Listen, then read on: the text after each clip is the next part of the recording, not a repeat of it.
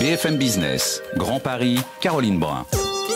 Qu'est-ce que l'architecture d'intérieur nous apprend des modes de vie en Île-de-France? C'est la question très intéressante qui est posée par une exposition qui se tient à la Maison des Architectes à Paris, à côté de la gare de l'Est, jusqu'au 23 février. Alors pour en discuter, je reçois Sabri Bendimerad, bonjour. Vous êtes un des commissaires de cette exposition. Et Alexa Funès, vous êtes architecte d'intérieur vous-même et directrice associée de My Home Design, donc une agence créée en 2008. Alors, Sabri Bendimerad, qu'est-ce qu'on apprend dans cette exposition? C'est-à-dire qu'en 60 ans, la décoration intérieure, la manière dont sont agencés les immeubles, hein, puisqu'on parle bien d'immeubles en Île-de-France, a complètement changé. Quelles sont les grandes tendances qui se dégagent de cette exposition? Écoutez, avant de faire un panorama historique de l'évolution, je pense qu'il faut dire un petit mot de la manière dont on a travaillé, puisque en fait il s'agit quand même d'une exposition d'architecture, mais peut-être une exposition d'architecture qui montre l'architecture autrement. C'est-à-dire qu'elle la montre non pas depuis l'espace public, comme on a l'habitude de la voir, usuellement avec des grandes maquettes, des grandes façades, mais là on ouvre la porte, on rentre chez les gens.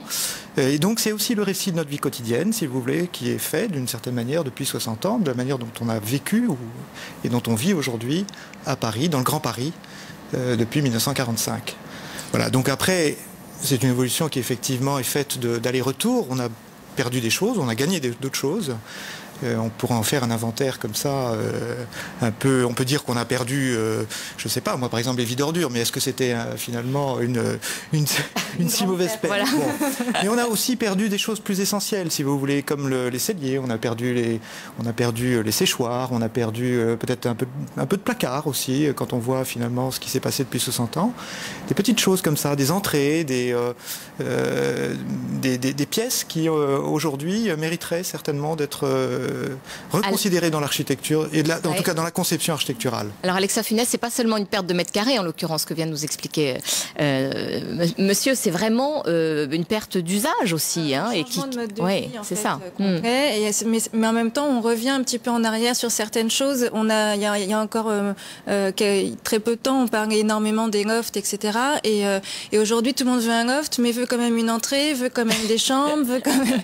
Donc en fait, on veut simplement un espace de vie ouvert. On veut tout, mais voilà, donc c'est vrai que malgré tout, on revient un petit peu en arrière et on nous appelle souvent la rescousse pour ça, c'est pour créer des placards, recréer une entrée, créer une troisième chambre dans un appartement où il n'y en a que deux. Voilà, donc c'est vrai que les problématiques changent et on recloisonne de plus en plus. C'est ce que disait Sabri Bendimerad, c'est-à-dire que c'est des allers et retours constants avec des modes qui bougent. On va voir quelques images que vous allez peut-être nous commenter justement pour voir ce qui était, je dirais, tendance dans les années 45 et ce que ça a pu donner. Bon, mais ça, c'est une cuisine... années 50 à Pantin, on nous dit. Oui, années 50 à Pantin. Bon, ça, c'est les premières cuisines, je dirais, dans un grand ensemble, plutôt réussi, d'ailleurs, fait par un architecte qui s'appelle Honegger, qui a construit juste à côté d'un autre grand ensemble fait par Fernand Pouillon. Bon, c'est une cuisine qui est encore rudimentaire, mais les éléments sont là, déjà. Hein. Donc, c'est de l'espace. C'est de l'espace. On a complètement perdu. En revanche, c'était localisé au fond des appartements. Oui, c'est ça. Ça, c'est une tradition 19e, quoi. Oui, d'une certaine manière, le salle était au fond de l'appartement. Et progressivement, la cuisine va vers la façade. Bon, après, elle emprunte un chemin un peu compliqué. Aujourd'hui, on peut dire qu'elle est devenue une sorte d'enclave du séjour et que finalement, elle est devant un coin repas. Quelquefois, on gagne quelques mètres carrés finalement en utilisant ce dispositif astucieux qui consiste à mettre la cuisine un petit peu en second jour avec le coin repas qui articule le séjour. C'est une manière assez contemporaine aussi. Alors justement, le séjour, là, on est dans un appartement chic. Alors là, on est dans un appartement chic parce qu'on a voulu vous montrer aussi toutes les catégories de logement et pas uniquement le social. Donc 16e arrondissement de Paris. 16e arrondissement, Ginsberg, les années 50. On est dans un appartement exceptionnel, évidemment, avec double entrée, l'entrée des domestiques, l'entrée... voilà, donc on n'est pas effectivement dans le standard. Mais malgré tout, ce qu'on a voulu montrer en proposant cet exemple, c'est aussi peut-être d'interroger la qualité, si vous voulez, du luxe actuellement. C'est-à-dire qu'on n'a pas trouvé l'équivalent des Ginsberg aujourd'hui, de la production de cette qualité dans la promotion actuelle. Voilà. Donc peut-être que ça c'est un peu un appel du pied, d'une certaine manière. Je dirais que l'innovation n'est pas non plus uniquement l'apanage du logement social. Alors là, on est chez Beaufil, un appartement qui est très, très bien mis en scène d'ailleurs, où on a ces colonnes de verre qui sont des sortes de beaux windows, et puis vous avez aussi les circulations qui sont éclairées naturellement. Paris 19e, non, Paris 14e. Paris 14e, puisqu'on est... pardon, on est place de Catalogne. Place de Catalogne, oui. Place de Catalogne, donc il y a deux ensembles, un qui est plus social que l'autre, et ici on a un appartement qui est extrêmement... dont le dispositif domestique met en scène, si vous voulez, la vue sur la grande cour. Alors, Alexa Funès, ça vous inspire un commentaire de passer comme ça d'une époque à l'autre? Et les deux précédentes, en tout cas les deux photos qu'on a vues, dans les années 50, le séjour et le deuxième séjour dans les années 70, ce qui est rigolo, c'est que ça pourrait être des photos d'aujourd'hui, en tout cas en termes de mobilier. La grande tendance est aux années 50, et c'est vrai qu'il n'y aurait pas de date à côté, on se dirait que ça pourrait être en ce moment. Et puis de même, la grande mode aussi des chaises emblématiques du design qu'on retrouve un petit peu partout aujourd'hui dans les intérieurs. C'est vrai que c'est rigolo, c'est qu'en tout cas, en termes de mobilier pur, il n'y a pas vraiment d'âge en fait. C'est intéressant. Intemporel, oui. On peut même dire, si je peux me permettre de continuer et de prolonger un peu ce que vous dites, que finalement, même en dehors du mobilier, ce sont aussi les dispositifs domestiques qui sont intéressants et qui sont certainement d'actualité et tout à fait pertinents par rapport au mode de vie actuel. C'est-à-dire qu'en fait, cette exposition, elle montre aussi qu'on a la ressource dans ces 65 ans pour faire l'habitat d'aujourd'hui. Alors ça, c'est... Là, on est chez Edith Girard, dans le 19e arrondissement. Oui. Bon, c'est la grande époque de la fenêtre en longueur, un peu corbuséenne. Alors c'est quand, ça ? Ça, c'est les années 80. D'accord. Les années 80, c'est une manière de décliner l'espace et d'amener de la lumière avec des fenêtres qui sont panoramiques et qui sont un peu ce qu'on appellerait corbuséennes.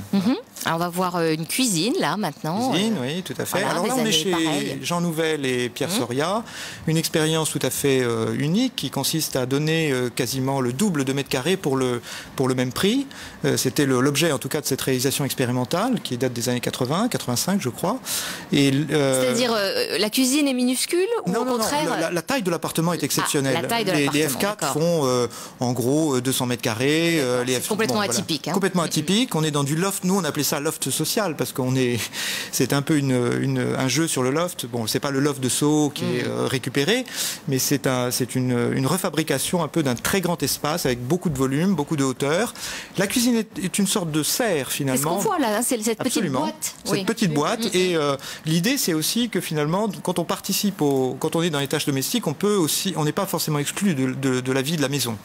Voilà. Donc je pense que c'est assez bien montré ici. Et puis en haut, vous voyez une petite fenêtre, une petite découpe qui permet à l'étage d'avoir une vue sur le séjour. Alexa Funès, ce type de micro-cuisine, mais en même temps tout à fait magnifique, c'est des choses qu'on vous redemande aujourd'hui avec la perte de mètres carrés, tout simplement, et le prix du foncier. Ce qu'on nous demande de plus en plus, c'est en effet qu'en tout cas, que la cuisine fasse partie du quotidien. C'est-à-dire qu'on revient vraiment...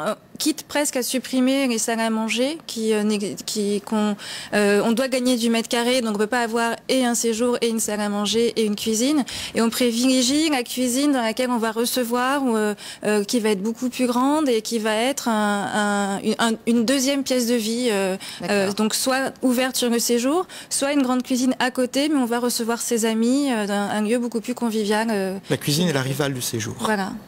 Oui, ou alors il n'y a plus de... Parce qu'on y déjeune aussi peut-être moins. Peut-être que le temps passé au repas familial est complètement... Il faut dire aussi, si vous voulez, que souvent on a affaire à des cuisines laboratoires dans le logement social. Là, c'est... Bernard Buller. Oui. On est dans le logement contemporain des années 2000-2010. Il y a 5 périodes qui sont montrées. Et, ça date de 2007, ça. Ça date de 2007. C'est tout.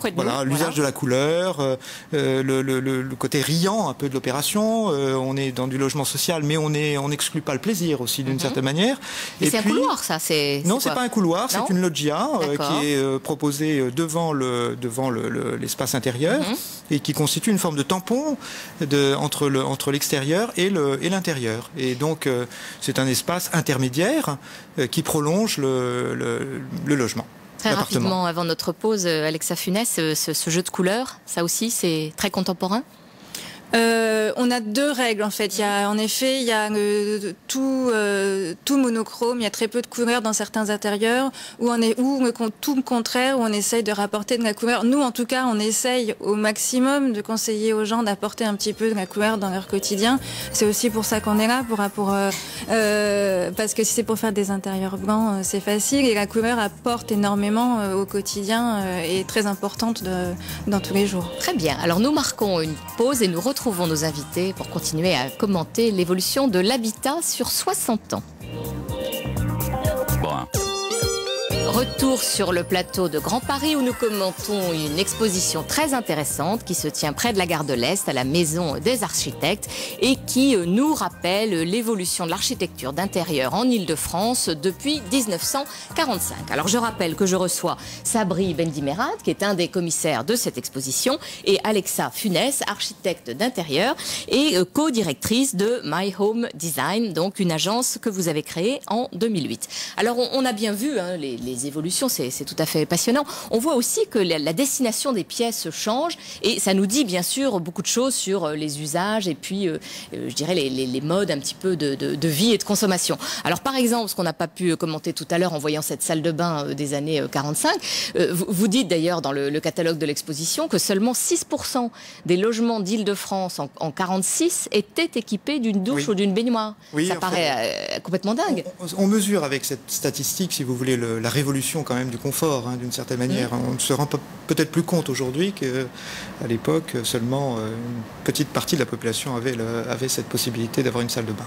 Alexa Funès, c'est la grande gagnante, la salle de bain des années contemporaines. On lui dédie de l'espace, on est prêt à dépenser de l'argent pour cette pièce de bien-être, je dirais. Oui, on est prêt à dépenser plus d'argent. Après, c'est vrai qu'on n'a pas énormément de choix en fait dans la salle de bain. C'est vite un coût important. C'est vrai que par exemple dans les cuisines, on a du choix dans des niveaux de gamme. Dans la salle de bain, beaucoup moins en fait. Là, on voit une salle de bain que vous avez faite justement. Oui, dans des combles.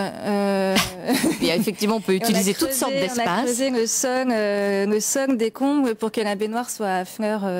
Que ça fasse un espace pour recevoir les amis, qui est aussi un petit espace de bain avec la baignoire juste en dessous de la fenêtre de toit. Donc un petit espace aussi vers l'extérieur, une petite vue vers l'extérieur. Le bain avec les amis. Bon, c'est comme dans les années 70 où la baignoire trônait au milieu du salon. Peut-être pour continuer et prolonger ce qui est dit sur la salle de bain, il faut dire que c'est la pièce évidemment qui a le plus changé depuis 1945 avec la cuisine. La cuisine surtout par sa position dans l'appartement. Alors que la salle de bain, c'est avec l'équipement effectivement que ça a changé. Et ça continue à changer parce que au fond, aujourd'hui, avec les réglementations qu'on appelle PMR, personnes à mobilité réduite, on va très probablement avoir de plus en plus des douches qu'on appelle faussement italiennes. D'ailleurs, pourquoi italiennes, je ne sais pas. Sans rebord. Et sans rebord, voilà, il n'y a pas de marche. Donc, il y a ça, d'une certaine manière, qui est en train de monter en puissance. Et puis, il y a aussi peut-être la disparition, et alors là c'est très étonnant, de la disparition des baignoires qui est demandée dans certaines catégories de logements. Parce qu'on n'a pas le temps peut-être tout simplement de prendre un bain maintenant. Oui, en fait, je pense qu'il y a aussi une part d'idéologie, si vous voulez. On veut nous faire croire qu'un bain, c'est pas bien, que ça consomme de l'eau. C'est le développement durable qui est passé par la salle de bain.